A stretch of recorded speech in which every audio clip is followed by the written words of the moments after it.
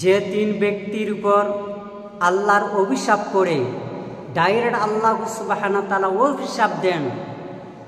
আল্লাহ সুবহানাহু ওয়া তাআলা কোনো ব্যক্তির উপর যদি অভিশাপ দেন তাহলে সে কোথায় যাবে? জাহান্নামে যাবে।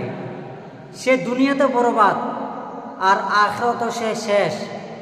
তার মধ্যে নাম্বার 1, যেই ব্যক্তি নিজের পিতা মাতাকে অভিশাপ দেয়, আল্লাহ সুবহানাহু ওয়া তাআলা নিজেই তাকে অভিশাপ দেয়।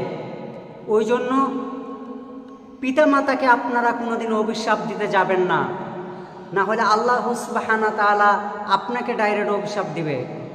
আমাদের মধ্যে পিতা মাতা অনেক ভালো রয়েছে, আবার কিছু কিছু পিতা মাতা আবার ছেলে মেয়েদের প্রতি জুলুম করে।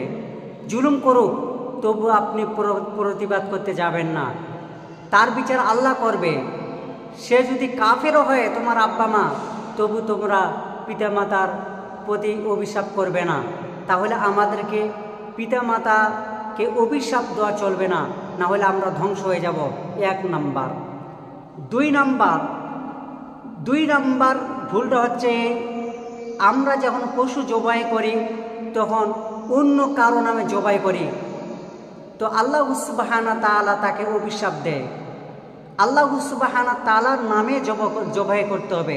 যেরকম আমাদের সামনে কুরবানি, এই কুরবানিতে আমরা ভুলটা করে থাকি যে অমুকের নামে কুরবানি দিলাম, দাদুর নামে, দাদার নামে, আমার নামে, এইভাবে না, এরকম হবে না।